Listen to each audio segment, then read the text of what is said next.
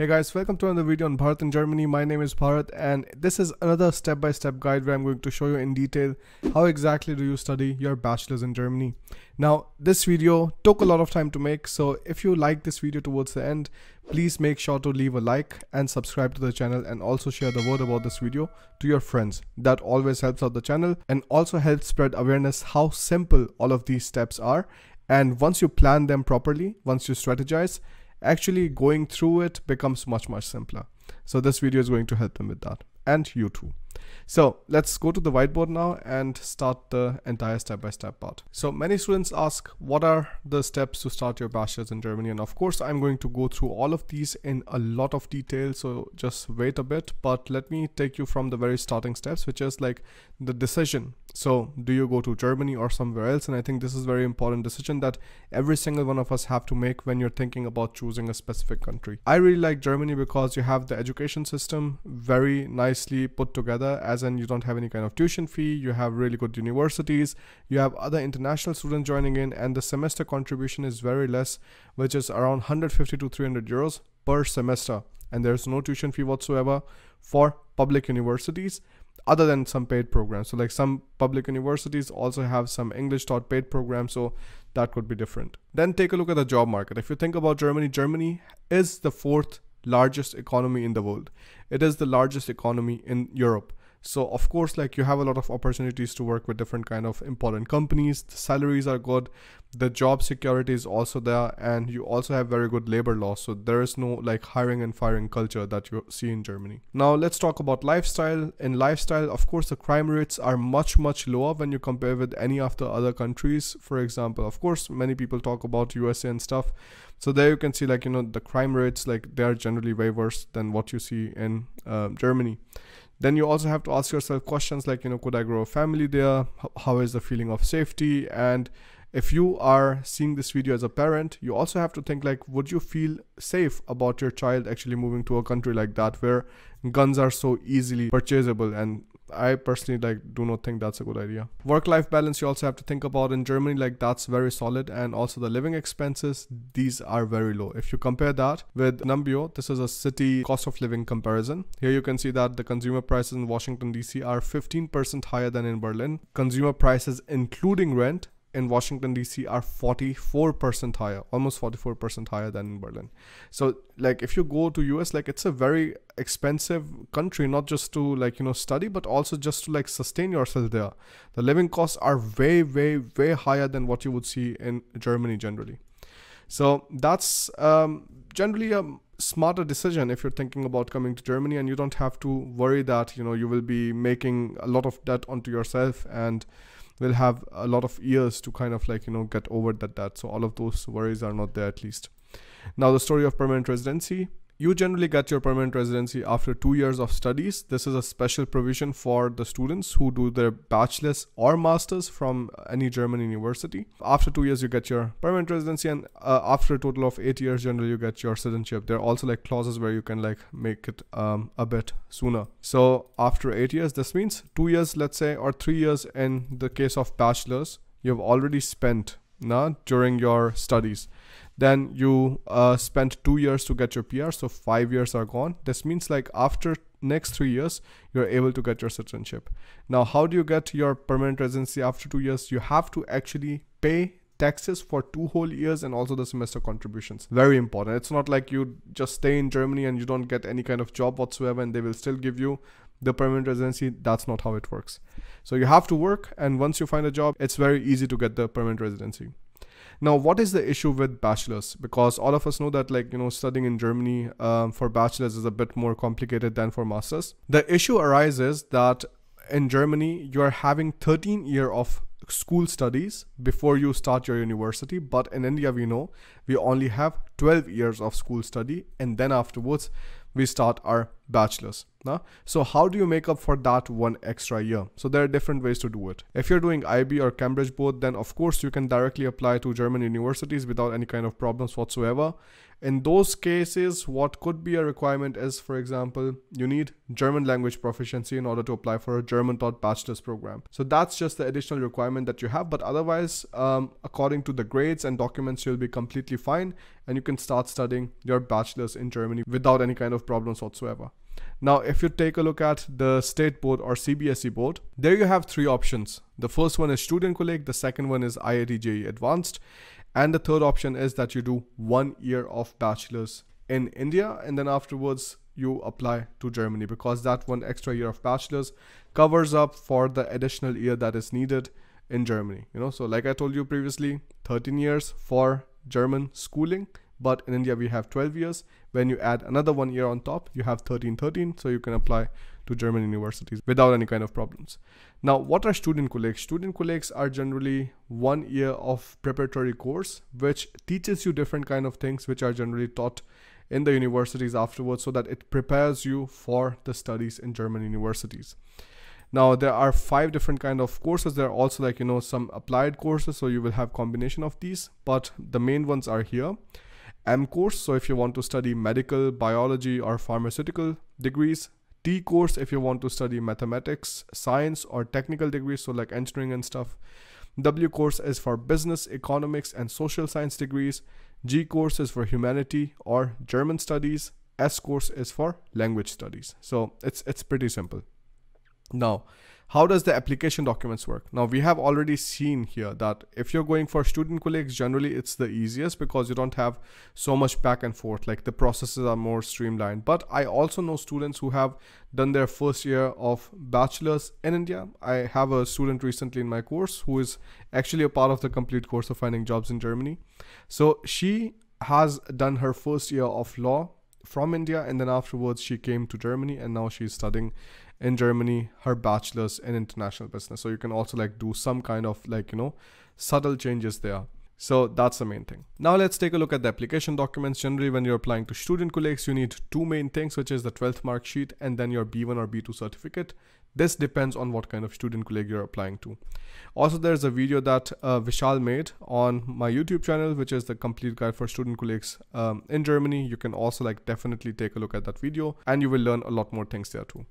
So B1 or B2 and 12th mark sheet. Of course, your passport and stuff, application form, things like that, these are normal, but like these two are the main things. Then once you apply to a Studienkolleg, you get the invitation for an entrance exam, or which is called an Aufnahmeprüfung. Now, this could be done for private Studienkolleg or public Studienkolleg. What we have seen is, in general, private Studienkollegs are a bit easier to get inside. There are not so many like, admission requirements and things like that. And they generally also do not take any kind of entrance examinations, which is very nice for the students. For public Studienkollegs, now the competition has increased heavily. So you generally have to like, work a lot harder to get inside a public Studienkolleg, but there's no difference in the end. So like if you're going to a private Studienkolleg, which is affiliated to a university, you can still study in a normal university after that. This is not going to make a huge difference. If you're studying in a private Studienkolleg or a public Studienkolleg, there's no difference whatsoever, other than the prices that you're going to pay and so on. I'm also going to have more videos about different kind of Studienkollegs coming up on the channel, so that you can learn more about those specific Studienkollegs in the next weeks. So keep an eye out for that. Private Studienkollegs are a bit expensive. Like you have the fee of around 3,000 to 8,000 euros, and you have the German language requirements, which are pretty less. Otherwise, when you're taking a look at the Studienkollegs, you either have the university Studienkollegs or you have FH Studienkollegs. With university Studienkollegs, you can study in both universities and Fachhochschule or Hochschule. And with Studienkollegs, which are like affiliated to Fachhochschule, there you can like only study within the Fachhochschulen. So that's a major difference. Application that you do generally to the universities, it is either done directly on their university portal, or you have to use a separate website called UniAssist. It's a third body which kind of gets your documents to them, and then it processes it and then sends it further to the universities. Now, of course, all of this might sound very, very complicated and overwhelming already, and this is why I've laid out everything step by step for you, so you understand what are the steps you have to take in order to get where you want to be, and that is you want to start studying your bachelor's in Germany. So the first step is that you start learning German. No matter where you are, what stage you're in, you're in 10th, 11th, whatsoever, just like pick up some German on the side. Like it's always important, because when you're applying for Studienkollegs, generally you will need like B1 or B2 level of German proficiency. So you do that, then afterwards you finish your 12th. Of course, once you finish your 12th, you have your 12th mark sheet. With that, and your German language proficiency, you're able to apply to the universities or Studienkollegs, because in case Studienkollegs have some kind of tie-up with the universities, they will also provide you directly with a conditional admit from that particular university.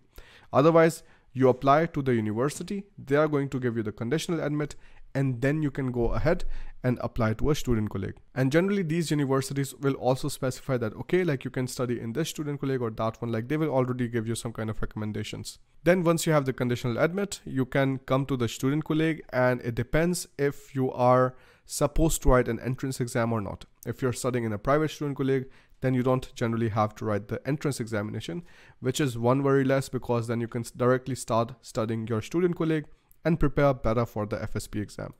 So you have 1 year of Studienkolleg, then you write your FSP exam, which is the Feststellungsprüfung. Like think about it as a German equivalent of the IIT exam that we're generally having, but it's like not so difficult. So that's the nice thing. And once you get your FSP, you apply to the universities, and then you start studying your bachelor's. Like it's pretty simple. Like this is generally how it looks like.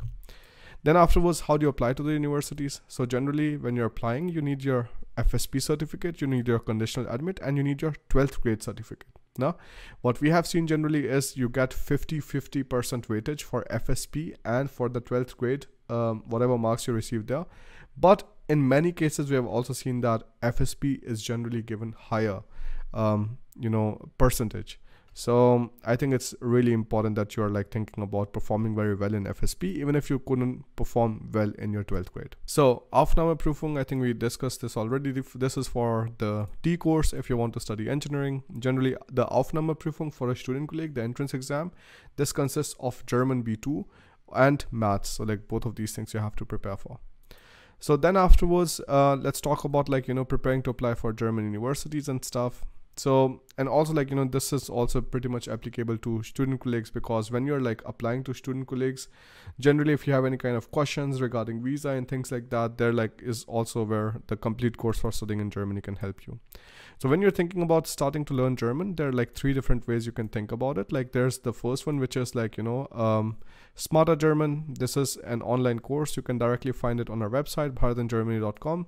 Then we have another very nice institute called Goethe Institute. This is pretty much like a part of the German government, because like they handle generally the cultural side of the things, the German culture side of the things.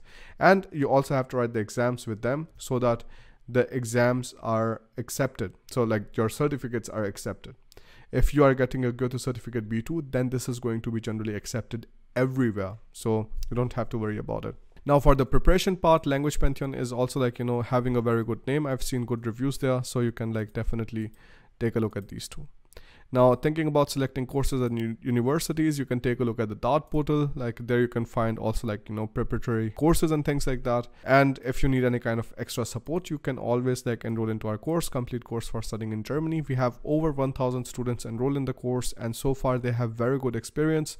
With this, we also like spend a lot of time in customer support. It is not that like you just buy our course and we like never talk to you again, but you buy our course, and whenever you have any kind of questions whatsoever, we are there so that we can respond to you. And of course, like from this, we mean that you have actually first gone through the course. It is very important, because most of the things, like I think 99% of the things are already covered there. You will never even have to like ask us many times, but if you do, we are always there. You don't have to also like, worry about that. So in case like you have questions regarding like, specific requirements or something, you can like always ask them to us. You can also download this free ebook, which is called Basic Admission Requirements for German Universities. The link for this free ebook is going to be in the description below, and it is very detailed and covers a lot of things. So definitely keep an eye out. Now applying to the universities is pretty much the same like when you're also like coming for bachelor's. So like either you can apply directly, or you can apply via UniAssist, or you can apply with VPD to the university's application portal directly. So there are 3 different ways, but when you come to that stage, when you're like actually clearing your FSP exam, you will be very, very aware about all of these 3 things. But just know like this is nothing complicated. The main documents that you need to apply are still the same like I showed you above. What are the main documents? The first one is FSP certificate, then the second is conditional admit, and then you have the 12th grade certificate. Now let's take a look at the next things, which is preparing for visa. Now of course, so what we have learned so far, we have learned that when you want to study your bachelor's in Germany, first you start learning German, you finish your 12th grade, you apply to a university or Studienkolleg. Generally, Studienkollegs also have partnerships with universities, and universities have partnership with Studienkollegs. So they're going to like recommend one university or the Studienkolleg to you. Then you get the conditional admit, which will be provided by the university or by the Studienkolleg on behalf of the university. Then you write the entrance examination, then you study in Studienkolleg, then you write your FSP exam, then you apply to universities, and then you start your bachelor's. It's pretty simple. So like, don't forget it. This is the main pathway that we have. Then afterwards, let's take a look at preparing for the visa part. So here, it's pretty much like a very simple document. You can find it on the German embassy's website and kind of lays out what kind of things are needed. It's really not that complicated. You can see directly like mainly just like the application form, some declaration, your passport's data page, statement of purpose, or like motivation letter of like why do you want to like apply for the visa, why do you want to study in Germany. Then where it is not confirmed, you also have to like, you know, get the proof of the language skills in case like the university's admission letter does not like mention that. Then your CV, you also need a blocked account. So this is very important. For blocked account, I always recommend that you take your blocked account directly with Expatrio because they have the best customer support so far. And it is very important that you do not waste a lot of time with like figuring out like which blocked account to choose and things like that, or like, you know, just spending a lot of time with the bank, because I've seen students also do that. They are a German company and their processes are very, very streamlined. That means like once you transfer the money from here, from India, then they receive it like within 2 to 3 days generally, and you will get the blocked account confirmation generally right after you're like, you know, applying for the blocked account on their portal. And the confirmation that the money has been added is going to be sent automatically to you as soon as the money hits the blocked account.